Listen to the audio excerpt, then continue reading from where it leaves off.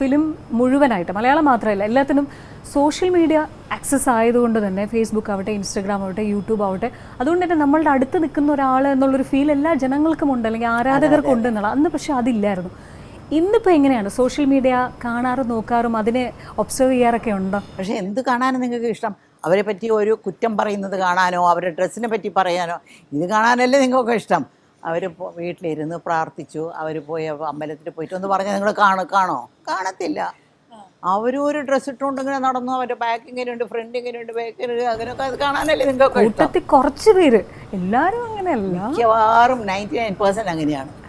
അതെയാ? പിന്നെ അങ്ങനെയാണെങ്കിൽ ഇത് കണ്ടാൽ മതിയല്ലോ, അതുപോലെ സ്വാമിജീനെ കണ്ടാൽ മതിയല്ലോ, എന്തിനാ ഇതിൽ കാണുന്നു? അമ്മ ആക്റ്റീവ് ആണോ? സോഷ്യൽ മീഡിയയിൽ എപ്പോഴും കയറി നോക്കാറൊക്കെ ഉണ്ടോ? അങ്ങനെയല്ല, ആവശ്യത്തിന് വേണ്ടി ഉപയോഗിക്കും. ഉണ്ട്.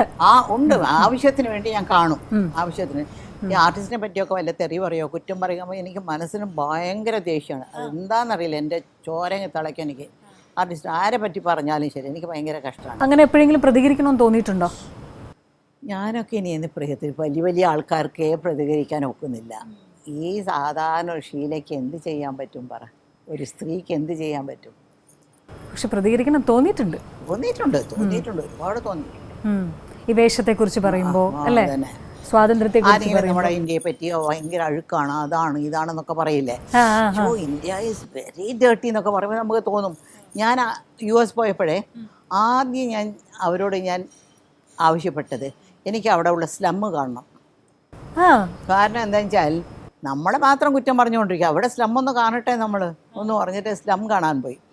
ബ്ലാക്സ് ഒക്കെ ജീവിക്കുന്ന ഒരു സ്ഥലമാണ്. വൃത്തികേടാന്ന് പറയോ, അത്രയും വൃത്തി. നമ്മുടെ നാട്ടിൽ അത്രയും വൃത്തികെട്ട സ്ഥലങ്ങളില്ല. പിന്നെ ട്രെയിനിൽ പോകണം, ഓർഡിനറി ട്രെയിനിൽ പോകണം എന്ന് വിചാരിച്ചു. അപ്പോൾ ട്രെയിനിൽ കയറിപ്പോയി, അവരെന്നെ വിളിച്ചുകൊണ്ട് പോയി, ട്രെയിനിൽ കൊണ്ടുപോയി.